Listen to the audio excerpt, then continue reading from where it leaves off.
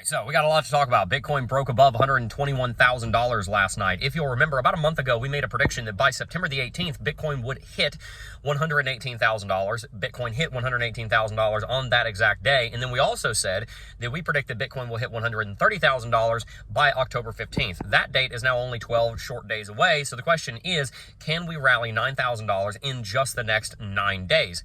Well, the fun thing is we've rallied over $10,000 in just the last week, which is 7 days. Wow, fancy math here. So can this happen? Are we going to break through all-time high this week or next? Or is this going to have to get pushed back towards the end of October? Well, that's what we're going to talk about today. I want to go over several of the reasons why Bitcoin is rallying so much right now and why we're about to just go into a massive breakout. So we're going to talk about like 10 different things. So just strap in, stay tuned. You're going to get a lot of really great information. And forgive me if there is a lot of very loud noises. We are currently right now in a town where there's a massive car rally going on. So a bunch of fancy supercars all over the place. So stay tuned. There's somebody firing up a tricked out Mustang just down the road. So anyway, let's start. So Bitcoin went through a major rally, broke through $118,000, which was a major level of resistance. This is an incredibly important level of resistance because as we've talked about on the chart, it represents the Fibonacci golden pocket between 0.618 and 0.65.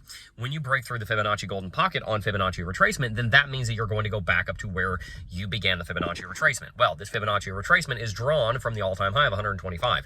So once we broke through 118,000, it became basically a foregone conclusion that we were going to break through 120 and go all the way up to 125. And so now that we've seen this happen, it is, as I said, basically a foregone conclusion that you're going to rally up to $125,000. And in my opinion, if you rally up to $125,000 following all of the higher lows that Bitcoin has set over the last several weeks, then that leads me to the conclusion that you're going to break $125,000. So that's number one. Number two, Bitcoin, in breaking through $118,000, also broke this massive downtrending level of resistance. This downtrending level of resistance just so happens to be the neckline of an inverse head and shoulders pattern, and that inverse head and shoulders pattern is pointing at, you guessed it, $130,000. We saw this pattern forming a month ago, and that's where we got the price target of $130K. About 3 days ago, we broke through that downtrend, which gives rise to the conclusion that we're going to rally all the way up to $130,000. Now, that's number two. Number three, gold is going on a massive rally. As we've talked about extensively, gold has rallied all the way up to nearly $4,000 an ounce. Many other precious metals like silver, palladium, many of these other precious metals are doing very well. And the reason for that is that the world is obsessed with hard assets right now because there's a crisis in currency confidence. There's a crisis in confidence as it relates to fiat currencies. And so people are buying gold ad nauseum. You also have this kind of gold arms race going on between China and India. You have these new like gold-backed notes that are being sold stateside in a bunch of different states in the United States. There's a huge craze for gold right now, which is very significant because, as we know, Bitcoin almost always follows gold on about an 8-week lag. When gold goes through a major rally, it eventually, of course, gets overbought and has to cool off before going on its next leg. That might be a month, that might be a year, that might be 5 years from now, but it does end up having to cool off at some point, and when it does, all of that hype ends up rotating into the next hard asset that people are the most interested in, which is Bitcoin. So that's the fourth reason why Bitcoin is rallying so much right now, is because gold's going through this massive rally, which causes people to price in this idea that we're going to see a massive rally on Bitcoin coming very, very soon. If gold's going through a big rally right now, then that means in 3 months, Bitcoin's going to have to be, because gold's got to stop at some point. When it does, we know that historically Bitcoin follows. Okay, number five, U.S. stock market is absolutely exploding. We got some really bad job numbers from the ADP. I think we were expecting 53,000 add. We lost 3,000. So bad job numbers, but still stock market is absolutely exploding. A big part of the reason for that is because the stock market is really not something that you actually make a lot of money in. It's more so you just keep up with inflation, maybe outpace it by 2 to 5% every single year. But with the stock market rallying so much, it gives people this confidence that they can invest in what they consider risk-on assets. Bitcoin, of course, being one of the chief risk-on assets right now. Now, I believe over the course of the next decade, here comes the cars. Yeah, love it. Love it. Over the next 10 years or so, Bitcoin's going to stop being a risk-on asset, and it's going to start being more of a risk-off asset. But for now, it's considered a risk-on asset. So when you see the risk-off assets of gold and of stocks rallying, then that gives people this, once again, this idea that over the next 2, 3, 4 months, that Bitcoin's going to go through a rally, because if risk-on assets are doing well, then that means that the confidence in these risk-on assets will spill over into confidence in risk-off assets. Confidence in risk-off assets like gold and stocks will spill over into confidence on risk-on assets like Bitcoin. So that's number five. Number 6, we had a price prediction from JP Morgan Chase recently, which predicted $165,000 Bitcoin by the end of the year, which is just absolutely incredible. That's like a 30 to 40% increase in Bitcoin. $400 to $600 billion in market cap added, depending on where you draw the price target from. JP Morgan, headed up by Jamie Dimon, was one of the biggest opponents to Bitcoin in the early days. Jamie Dimon still doesn't seem to really like Bitcoin all that much. He's the CEO of JP Morgan. But however, this is one of the largest banks in the world, and I work with people that are in finance, and they've worked with people at JP Morgan, and a lot of the people at JP Morgan Chase are actually very big fans of Bitcoin. It's really the high-ups that realize what it's going to do to them that don't like Bitcoin because they have a ideological opposition to Bitcoin, and it's not in the best interest of a bank to support Bitcoin. That said, most of the people that work at JP Morgan like Bitcoin because they understand that it's going to outperform everything else, and they understand finance, so they understand Bitcoin. And so it's really not surprising to me, whereas it's surprising to a lot of people that JP Morgan said this.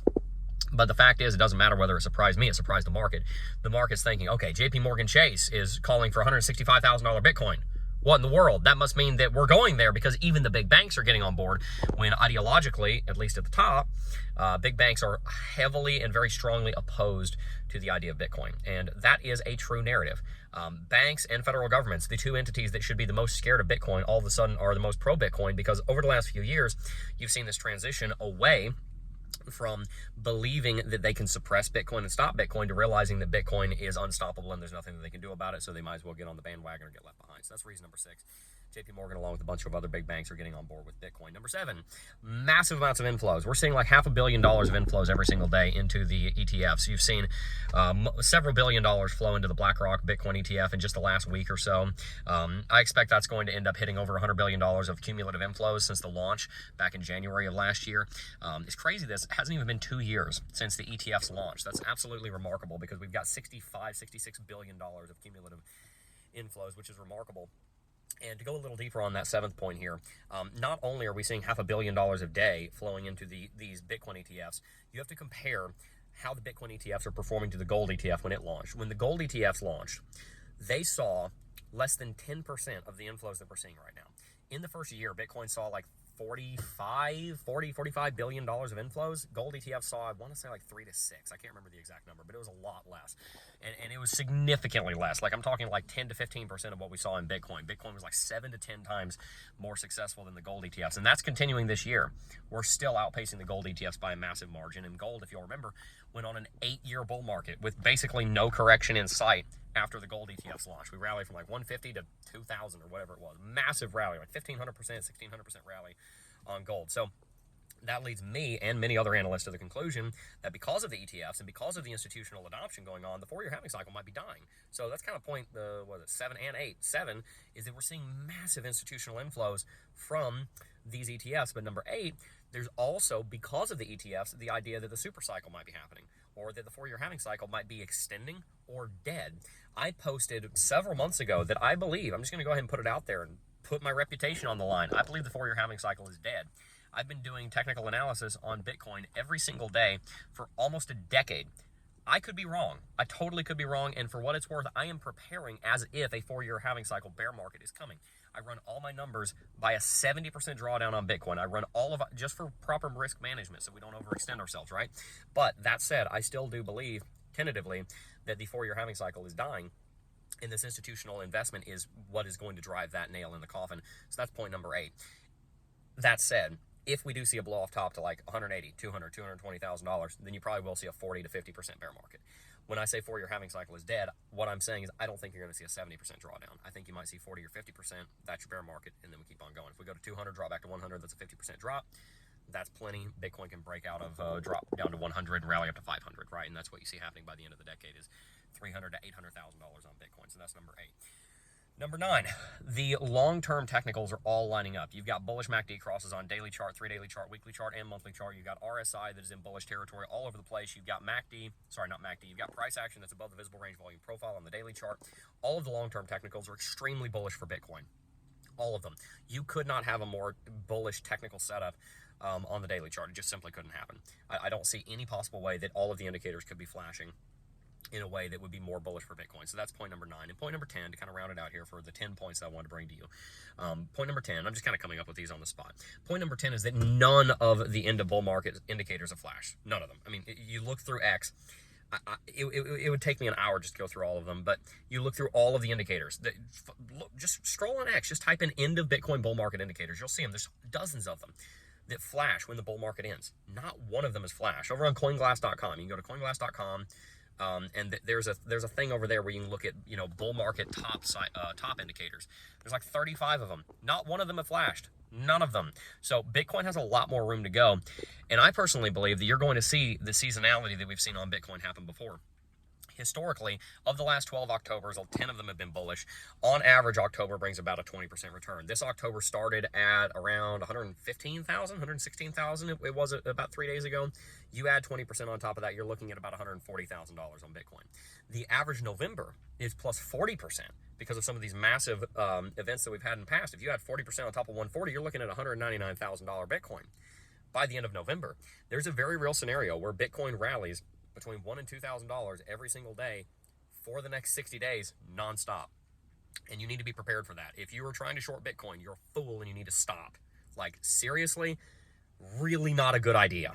Okay, my job is to keep you safe and then to help you make money. If you're shorting Bitcoin right now, stop. Just step away from the trading desk, please, before you get yourself seriously hurt. If you're longing Bitcoin, please be careful not to over leverage yourself, because what's going to end up happening is that if you over leverage yourself, you might get knocked out of what otherwise would have been a really great trade because you hit a stop loss because your stop loss had to be too high or you had to get liquidated. So if you're trading, massive rallies coming, keep the leverage in check. If you're doing a 70x leverage trade, that ought to be like a trade you're in and out in like 5, 10, 20 minutes, an hour, something like that. If you're trying to do these longer term swing trades, then that's where you're looking at saying, hey, maybe I'll be doing 10, 20, 30x leverage. And if you want to do leverage trading, you know, be very careful, but we have a group called First Cohort. You can get access to it for free, actually. All you got to do is sign up for 2Bit, which is our preferred no KYC leverage trading platform. That's where I do all my leverage trading. If you sign up for 2Bit, deposit $100 and do some trading over there, you can send a screenshot of your UID and your $100 deposit to MalachiPassCryptoJeb.com, and you'll get the First Cohort trading group for free just by signing up for the best trading exchange in the world that I use. You get a year for free. It's $419 value. You get it for absolutely nothing. And by the way, these videos go out the second I'm done pressing. The second I press this button right here to stop recording, this video goes out in the First Cohort. On average, our videos in the First Cohort go out 3 hours early before they go out to YouTube. These videos will be coming out at 2 p.m. They normally go out at about 11 a.m. over in the First Cohort. So stay tuned. Join the First Cohort. Sign up for 2Bit. Start trading over there. That's where you're going to want to do your trading. And join our group of hundreds of expert traders. There's somebody that had literally an 8,000% trade the other day. Like, they did an 8,000% trade on an altcoin. It's incredible. You can go pick all of our world-class traders' brains over there. All you got to do is sign up for 2Bit with a link down below. But in conclusion, those are 10 reasons why I believe that Bitcoin is going to have an explosive Q4, and it's also why I am locking in as much as I can. I'm just buying Bitcoin and buying Bitcoin and buying Bitcoin. I made some huge purchases. Made a massive purchase down to 117, massive purchase at 118 2 days ago, 3 days ago. Looking at doing some more. If, as we predicted, we see a $2,000 to $5,000 drop, we talked about that yesterday, which last night we saw a $1,500 drop, right? So we almost fulfilled that. If we see that $2,000 to $5,000 drop that I've said is going to happen at some point, I will be buying that dip because the next 2 to 4 months are going to be extremely bullish. My hope is something puts the brakes on and Bitcoin only goes like 150, 160 so that we have a short, like tiny little mini bear market and it only goes down 30, 40%, and then we continue and we're sitting at 250 or 300 by the end of next year. That's what I hope for. But regardless, it is very obvious to me that Bitcoin's about to break out of this $100,000 trading range that we've been in for the last year, and we're going to start setting up for like 200,000. And from there, we're going to set up at 300, and then we're going to set up at 500, and then by the end of the decade, I wouldn't be surprised if you hit a million. Our official prediction is $1 million Bitcoin by 2035, but frankly, there's a very real reason to believe that it could happen by 2030. 5 years is a long time in the history of Bitcoin. Bitcoin's doubled in the last 12 months. If it doubles again every 12 months, you're sitting at well over $1 million. If it even goes up 50%, you're sitting probably, I don't know the math off the top of my head, probably $500,000 to $700,000 a coin by the end of the decade. It's a very safe bet. Just make sure you don't invest more than you're willing to lose. And also, make sure that you join our race. Because if you didn't know, we are currently racing Bitcoin to $1 million. Bitcoin to $1 million, this channel to 1 million subs. We're about to hit 250,000 subs. We currently have the lead, but we got to keep that up. So if you have not already, make sure to hit that subscribe button so that you can be updated with more content, because we post every single weekday here on the channel, working on posting every single day. Next week, Coffee and Crypto is coming back. Woo woo! Very excited about that. Coffee and Crypto is coming back. Hour-long show. Cannot wait to bring you some coffee and crypto. I've been really enjoying the videos. The videos are going to keep going just like this. We're going to start uploading on Saturday too. And the streams are coming back, so stay tuned. We got a bunch of content to come. Make sure, by the way, to check out Stamp Seed if you're trying to keep your seed phrases safe, because at some point, sign up for Stamp Seed. Use coupon code JEB15 to get 15% off checkout. You can get this little titanium square. Survives like 4,000 degrees of heat. It's insane.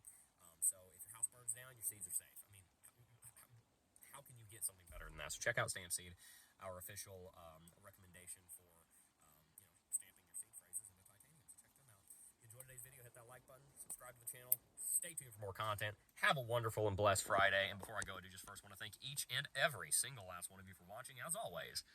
And I'm going to go try and hunt down some of these folks in my Toyota Sienna and race with them a little bit. You know, we're waiting until $1 million Bitcoin before we waste any money on fancy cars, unlike these guys.